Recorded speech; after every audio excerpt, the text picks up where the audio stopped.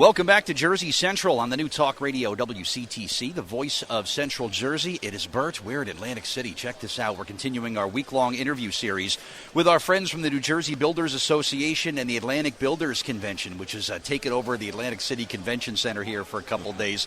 Just a great array of vendors and exhibitors, and every year I come here, this floor is just more and more packed of great products, great information, and just a real good feeling from everybody here associated with the building industry this year. Let's welcome in our next guest and say hello to Dean Mon, who is with the MonGroup.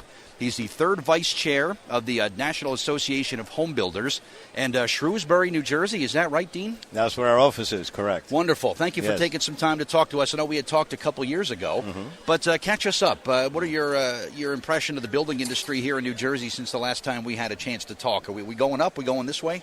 I think the building industry in New Jersey is not as strong as we want it to be. And I think the statistics show us that we had a slight dip in permits at the end of last year. And I think we do have certain problems that I think are delaying what we do. Financing continues to be a problem. Acquisition and development continues to be a problem. We also have a labor situation where we have a shortage of labor.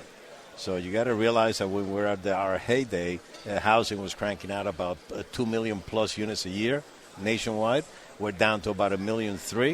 So a lot of the labor force has pretty well found another something to do. Wow. So that is something that we need to look at long term. However, I will say that they just came out with the statistics for the fourth quarter of 2016, and housing represents about 15.27% of GDP. Wow. So we're a force to be reckoned with, and we contribute to the economy significantly. That's terrific. Let's go back to the workforce concerns that you have there. That's kind of scary. What are we talking about? Skilled labor positions that there's just so much work that we can't fill the jobs? Is that kind of the concern at this point? The concern is that as the market took a big dip, a lot of the people, it used to be years ago that we would see a dip. Housing is very cyclical.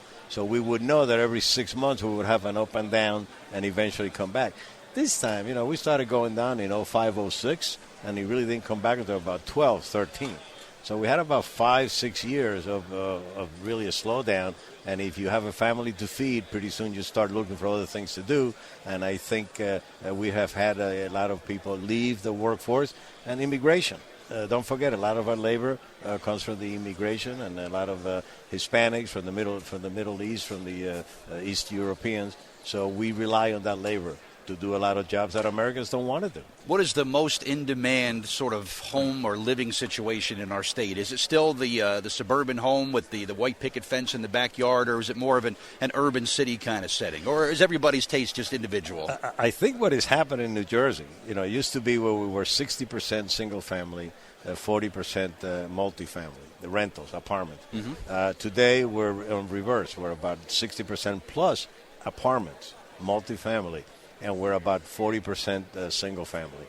Everybody and the surveys that we do lead us to the point that everybody would like the picket fence out in the suburbs to raise your kids. Sure. But don't forget, there's a lot of kids. Our entry-level market is very soft, mainly because a lot of our buyers have extremely high college loans they have to pay. Some of them are still living with their parents. Excellent point. And there's a lot of multifamily available. And, we do multifamily up in Hudson County, and we have a lot of kids, 2 or 3 kids will get together and rent a 3-bedroom apartment. So, and they have loans to pay, and they're making do. So it's tough. You're right. I had first heard about that living setup not too long ago, where it's young people, like you said, they're facing big bills. Right as soon as they hit the workforce and leave college, right away they've got this big debt that they carry around. Yeah. And they're cohabitating and just trying to live in one place and make the best of it, pay their bills, and kind of find their way in their careers. And as that college money comes down, that debt comes down a little bit, now they're looking to perhaps move out on their own and get into their own place. Yeah. And you're right. That's something that we're going to have to deal with for decades, if not longer, right? Yep. And millennials do want a house, but they're not in a position to do it now. So they're delaying it, obviously, as much as they can. And don't forget, to make the market work, we still need the entry level. Somebody has to come into entry level and slowly move up the chain. You're right. You're right. Where are the desirable places to move to nowadays in New Jersey? Is it still the urban places, the cities? Are we still kind of in the suburban regions? I think Hudson County is doing very well. Still Most of our place? permits come out of there. Okay. Don't forget, Hudson County is really the New York market. You're right. Jersey City. Look what's going on in Jersey City. Look at how they're growing. Hoboken, even Weehawken a little bit now. And don't forget, when we're building in West New York, but we have apartments where somebody can jump on the light rail.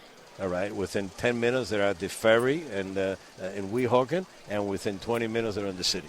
And 39th and 10th. That continues to be more and more of a draw, just to have that access to the biggest city in the country. And, you see the millennials like crazy. The closer they can get to and live to New York City, the better they are, the happier they are. Oh boy. Yeah, so. But they're Jerseyans at heart. They'll always be New Jersey people, though, right? Yeah, right. So.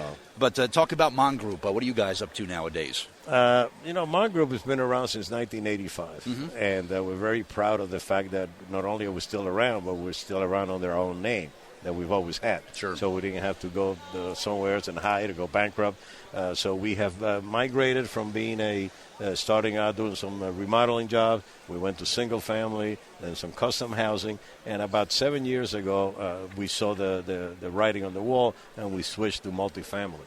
And we've been very successful in developing communities. And we're small. We'll do 40 to 80 units a year. Okay. And we do five stories, rentals with parking on the ground. And we're also one of the few builders in the state that believe in green, sustainable communities. Sure. So we do Energy Star. We do LEED Gold certified, as well as National Green Standard. So we're one of the few builders to do all three. So Good we're for you. Very proud of that. Proactivity. I admire that. Sir. You saw the need that was coming down the road, and you kind of jumped out there, and you kind of got there. Good for you. Yes, we did. Dean Mon, our guest, thank you for coming by. Currently third vice chair of the National Association of Home Builders, and you'll be the number one guy very soon, and you're a trailblazer of sorts. So thank you. Yes. Congratulations. You'll be the first. The first Hispanic, the first Cuban. That is fantastic. To be a chairman Good of for the you. NAHB. 140,000 members. That is nice fantastic. Very well deserved. The voice of housing in Washington, D.C. Fantastic stuff. It was great to speak with you again, and thank you for what you mean to New Jersey. All right, I appreciate that. Thank you.